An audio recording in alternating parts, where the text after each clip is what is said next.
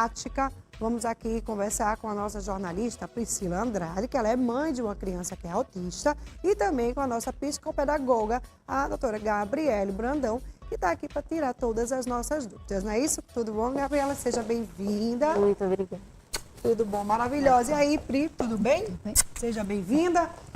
E eu vou conversar primeiramente com a Gabriela, que eu quero saber o seguinte: inclusão de crianças autistas dentro da escola. O que é que isso significa na prática, hein, doutora? Na prática, é bem interessante saber que essa criança, ela não é só a matrícula, né? Não é só ser matriculada na escola que já está sendo incluída, mas essa criança pertencer a essa escola. Então, na prática, é diferente da criança só estar ali, mas realmente ela pertencer àquele ambiente, aprender, conseguir se comunicar, conseguir saber que ela ocupa aquele espaço e vivencia realmente aquele espaço. Então, na prática, é diferente de só estar ali como matrícula, mas realmente viver a escola. Priscila, você como mãe, né, quais foram os principais desafios que você enfrentou, né, ao colocar o seu filho na escola, quando você foi incluir seu filho na escola? Como foi? Isso, meu filho tem 12 anos, então a gente já caminhou um pouquinho mais, né, na escola. Então não é agora uma criança de 2, 3 anos. Então a gente já vem galgando e procurando sempre uma escola que realmente incluísse ele, né? Porque hoje em dia, atualmente, inclusão é só no papel que a gente percebe. Então, quando a gente começa a compreender que a inclusão vai muito além de só aceitar a criança na escola, porque não basta só aceitar a matrícula. Então, pronto, tem lá a matrícula do meu filho, eu vou e matriculo ele. Aí a gente percebe que o buraco é um pouquinho mais embaixo. Os grandes desafios é a adaptação, é aquela criança aprender no nível cognitivo dela. Então, muitas vezes a escola quer ensinar, a criança tem um nível cognitivo um pouco mais abaixo e a escola quer ensinar um nível muito mais elevado. Então, inclusão não vai ser. Uma outra coisa, às vezes a escola quer dizer que a criança está ocupando o espaço. Eu deixo a minha criança de 1 da tarde até 5 horas.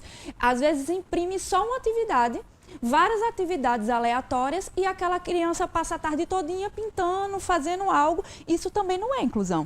Inclusão é realmente eu aplicar as normas da BNCC, realmente tudo aquilo que está sendo, mas aplicar no nível da criança, o ensino da criança para a criança. Aí faz toda a diferença. Quais são as adaptações fundamentais, né, para garantir esse acolhimento? Então, as adaptações são inúmeras, né? Cada caso se torna único, cada caso é diferente, então as adaptações é mais pelo indivíduo, porém as fundamentais para que ocorra essa inclusão dentro da escola seriam adaptações pedagógicas, como bem Priscila pontuou, realmente saber o repertório desse aluno, o que é que esse aluno já sabe, o que é que ele está precisando avançar, ter esse ensino personalizado. Saber o que realmente o indivíduo já tem como bagagem e o ponto de partida ser esse.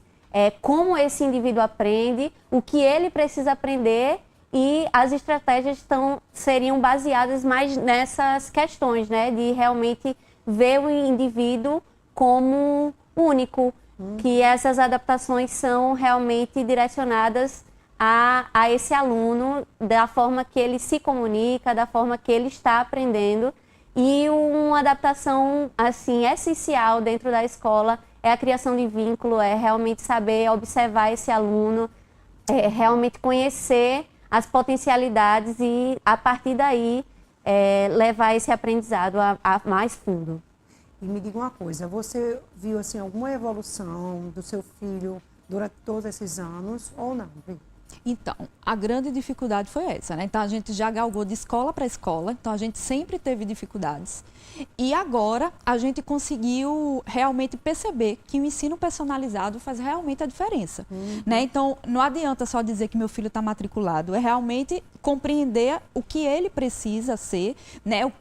Qual é a necessidade realmente que ele tem, e a partir dessa necessidade ser trabalhado todo o currículo, né? Escolar. E é possível a gente compreender, quando o ensino realmente é personalizado, quando a escola casa bem com a família e busca todo esse conjunto, a gente percebe que é possível, sim, toda criança aprender. Então, não tem desculpa a escola dizer que porque é autista, porque tem alguma deficiência, não aprende. Então, a gente percebe que no ensino personalizado é possível todo mundo aprender, inclusive deixar a família feliz, porque toda família quer que o filho aprenda, né? Esteja evolua, na escola né? incluída, exatamente. Quer que ele evolua, né? Foi através do ensino personalizado que aconteceu isso, Verdade. essa evolução. Isso, eu acho que poderia ter, né? Assim, só para aquela criança, nem que você, sei lá, fosse um valor diferenciado, até deveria ser um valor diferenciado, porque autista tem que ter um cuidado, né?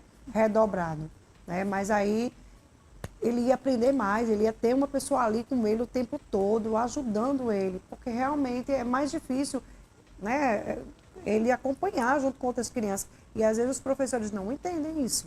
Exato. Não entendem que a criança tem um pouquinho mais de dificuldade que outras. E tem criança que nem é autista e tem dificuldade, gente. Exato. Né? Então tem que ter ali uma atenção maior. Né? Meu filho mesmo fala, olha, quando você não estiver entendendo, vá, pergunta à professora. Eu não sou professora, eu não vou saber lhe ensinar. Se eu não souber, e aí, como é que vai ser? Então, você pergunta ao professor. Às vezes ele não entende, chega em casa sem entender e, ó, sobra pra mim, né, minha gente? É fogo, eu já estudei faz tempo. Mas essa falta de preparação dessas instituições ainda é uma realidade, Gabi. Infelizmente, sim. Pô, essa conversa que nós estamos tendo, essa entrevista, esse dia, né, tão importante de conscientização sobre o espectro autista, eles estão avançando, nós temos avanços em relação a essas questões, mas ainda é uma realidade das escolas. A inclusão fica muito na teoria, na vontade do querer fazer, mas na prática, infelizmente, algumas crianças ainda vivenciam essas dificuldades na instituição, porque as escolas estão muito presas ainda em padronização, em conteúdos, em resultados. E a gente precisa entender que a adaptação não é facilitar uma atividade, uma prova, trazer benefícios para aquela criança, de colocar coisinhas fáceis para ele fazer, mas é realmente entender o indivíduo e fazer com que ele aprenda, que ele vivencie a escola. Então, realmente ainda é uma dificuldade. E que hoje em dia é o seguinte, viu? Não tem esse negócio mais de ficar reprovado, não. Eu não vejo aluno reprovado, não. Hoje em dia tem que passar todo mundo. Antigamente tinha esse negócio de, não foi bom, não passou, reprova, vai de novo. Né? Porque também anos anteriores a gente não tinha esse negócio de saber se a pessoa era autista, se não era autista. Às vezes a pessoa já era, né? Hoje em dia tem adulto autista, gente. Então, assim, ninguém sabia desse negócio de autismo, né? Tinha esse déficit de atenção também, o TDAH, enfim, ninguém tem esse negócio. Hoje em dia já apareceu, né? Uma coisa que todo mundo agora já sabe. Mas se não, minha gente, então muita gente antigamente reprovava, porque tinha dificuldade, enfim, muita coisa. E aí o que acontece, hoje em dia, graças a Deus, né, ninguém reprova, mas também se não aprender, não adiantou nada. Não reprova, mas também vai passar assim mesmo. Gente, não é assim, né? Tem que ver se realmente a criança está aprendendo ou não. Isso é muito difícil, é muito complicado. Mas bora fazer o seguinte, Priscila, deixa uma mensagem final para as mães, né, que estão nos assistindo, as famílias, né, que sentem também essa dificuldade, passa pela mesma coisa que você. Não é um processo muito fácil, é difícil. A gente sabe que a escola tentam dar o seu melhor, claro, mas tem muita criança, uma turma às vezes é grande, outras são pequenas, enfim, não tem como dar atenção a todo mundo, mas essas crianças elas precisam de, no mínimo, um pouco mais de atenção. A mensagem que eu posso deixar é que não desistam, né? A gente como mãe, como família, a gente sempre quer o melhor para os nossos filhos. Então, que a gente não possa desistir e ir atrás realmente de uma escola que olhe para o seu filho a partir dele e não apenas como número, ou para só somar, ou para dizer que está com a cota de inclusão. Realmente que você consiga dialogar com a escola, consiga dialogar com os profissionais, que realmente ele olhe do seu filho para o seu filho. Então, a partir daí, assim, meu filho é o exemplo disso, que a partir daí é possível se construir realmente um ambiente proporcional para que essa criança aprenda. Então, sempre olhando da criança para a criança. Aí eu tenho certeza que vai dar certo. Então, é possível ter ensino de qualidade quando quando tem boa vontade, profissionalismo e querer fazer o melhor. É verdade. Doutora Gabriela, só para a gente encerrar aqui também, para você deixar suas considerações finais, para os pais que hoje ainda, tem pais ainda que não entendem que às vezes a criança tem alguma coisa, não aceita, às vezes não quer aceitar, porque tem pais ainda que resistem. Não, meu filho não tem isso. Não, meu filho não tem isso. E às vezes fica, né, procrastinando, deixando para lá, e aí a criança vai, né, tendo mais dificuldade ainda. O que é que você diria para quem está nos assistindo? Então, se você, como pai, né, conhecendo a sua criança, tendo esse contato maior e percebendo algumas dificuldades específicas na aprendizagem, no desenvolvimento dessa criança, procure ajuda, procure uma avaliação. É muito necessário porque o diagnóstico não para o seu filho, ele não pausa a vida do seu filho, mas esse diagnóstico vai ser o trampolim para que essa criança evolua com as questões adequadas, com o tratamento adequado, com os direitos que ele deve ter.